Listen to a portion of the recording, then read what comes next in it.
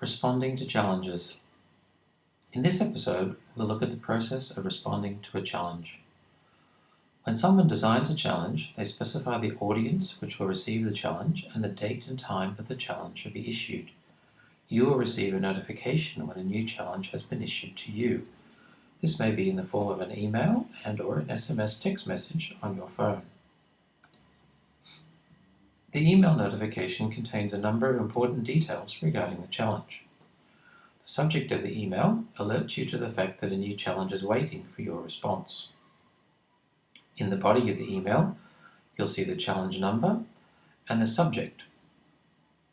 You'll see the challenge author's member ID and their name, the date and time that the challenge was issued, the date and time before which you have to submit your response, and the time limit, if any, in between the time you first open the challenge and the time you submit your response. The email notification also contains a link which can take you directly to the response page for the challenge in your browser. We'll click on the link in this email to open the page. So first we have to log back in.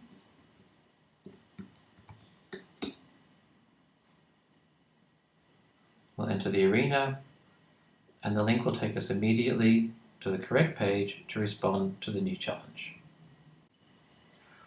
So let's review the contents of the response form in more detail. On the page we see the number of the challenge and the number of the response, the author of the challenge, the name of the member who is making the response. If the challenge has assessments, then it will list the main assessor and the requirement in this case that there be at least 2 assessments being made before this response will be released for comment. The date and time that the challenge was issued, the date and time by which you have to submit your response, and the time limit, if any, in between you opening the challenge and submitting your response. It will also display the time which is remaining for you to make that response, given the deadline. The current status of the challenge, in this case, is in progress. We will consider our response. When we make our response, that status will become confirmed. Once that becomes confirmed, it can be assessed, in which case will be committed, and then finally it'll be complete and ready for comment. The title of the scenario, the description of the scenario, any keywords which you want to be able to use to allow you to search for similar scenarios and responses later on, and provision for you to enter your response. So in this scenario, this is a social media related scenario. It says, this morning a member of staff accidentally posted pictures on Facebook of an office party taken on Friday night. Instead of posting those pictures to a personal account, she accidentally posted them on the company's page. A number of media outlets have automated alerts which notify them of any changes to the company page, and they've now taken copies of those pictures which show a number of senior executives in embarrassing positions.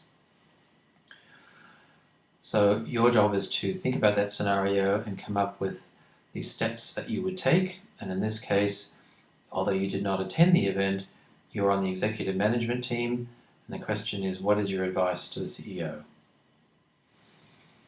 So in this case, we'll consider a response, and what we might say is that we would remind the CEO of our zero tolerance policy towards inappropriate